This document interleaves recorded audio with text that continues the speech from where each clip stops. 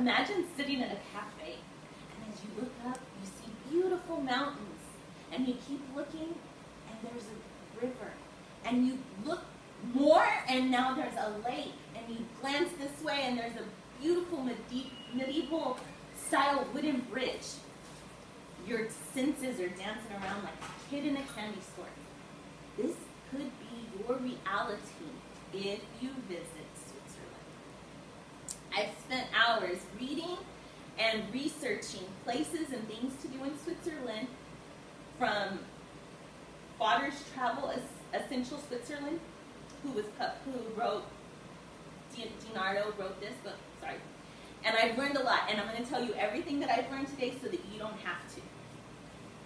So you're going to learn about the places in Switzerland that are really interesting to visit. We're going to there's so much, so we're going to narrow it down to 3. One is going to be the amazing lakes. We also have magnificent hiking. And then we have some beautiful scenic rides that you can, on trains that you can take through Switzerland. So let's start with the lakes. So there's a ton of lakes in Switzerland which borders northern Italy.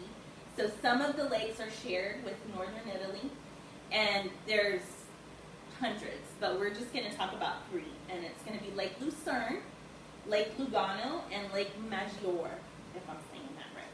I'm not Swiss. So according to Kelly DiNardo, she said, Lake Lucerne is in the heart of Switzerland, both geographically and historically. So Lake Lucerne, in the middle of the country, has a lot to offer in the way of hiking, biking, touring the lake by steamboats.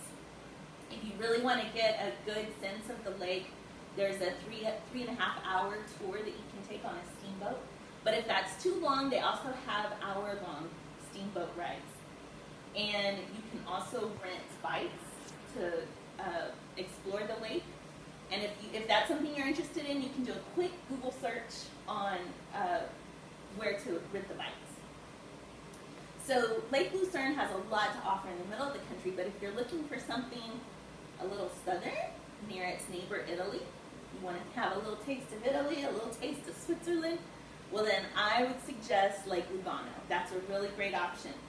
Kelly DiNardo suggested a place called Lungo Lago, and it's a mile lakefront promenade, and it's lined with highly pruned lime trees, cypresses, and graceful palm trees, stretching from the Lido all the way to the Paradiso neighborhood.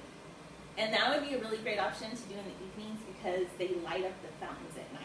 So that'd be really pretty to see at night. Now, not too far from there, you have Lake Maggiore. And that lake is partly situated in Italy and partly in Switzerland. And there you can rent kayaks or canoes. If you prefer, you can hike from the lake all the way to the mountains. So that would be really nice. So now that we've talked about the lakes in Switzerland, let's move on to some hiking. If you want to, hiking is amazing in Switzerland. It's called the Hiker's Paradise. Kelly DiNardo said you'll find nearly 40,000 miles of hiking trails throughout Switzerland, including the Swiss National Park, a UNESCO Biosphere Reserve with nearly 50 miles of trails along winding rivers and through dense alpine forests. And you may think hiking and you may get a little nervous and think, 12-mile uphill. But there's so many different options, so you don't have to be intimidated by that. About 6 miles from Interlaken is Lauterbrunnen, which, according to Kelly DiNardo, is ranked as one of the most beautiful places in Switzerland. It has over 70 waterfalls, and there's several hiking trails, so you could go from something very easy to something a little more challenging, and that'll be a beautiful place to do that. Another option would be to hike around Mount Pilatus, and what would be really cool with this hike is you can take a cable car up to near the top and then hike around. So you kind of get to do a little cheek there. And there you'll see some beautiful Alp views. Another good idea would be to walk the cobblestone streets of the city called Briere. And there you'll also see breathtaking views. Anywhere you go, you're going to see some beautiful views.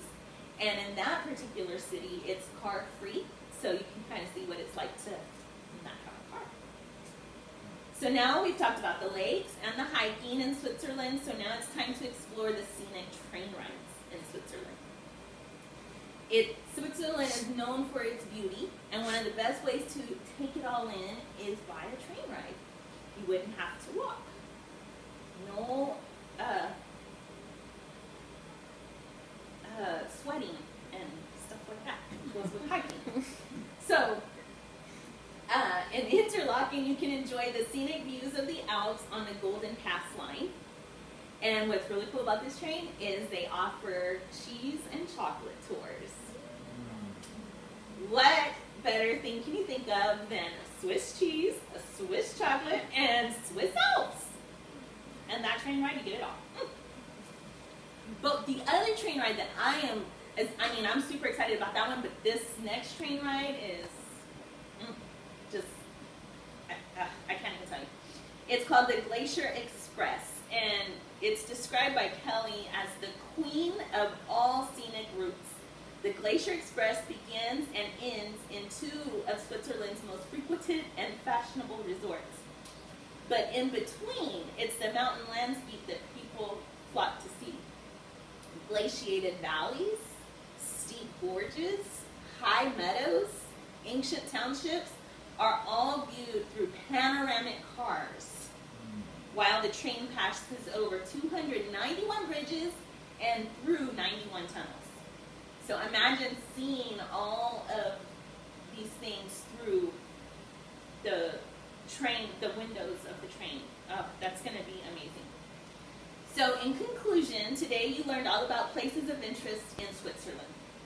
We explored lakes, we explored hiking, and also scenic train rides in Switzerland. So what will you choose? Or will you try to experience a little of everything? The choice is yours, and no matter what you decide, you're sure to enjoy your trip to Switzerland.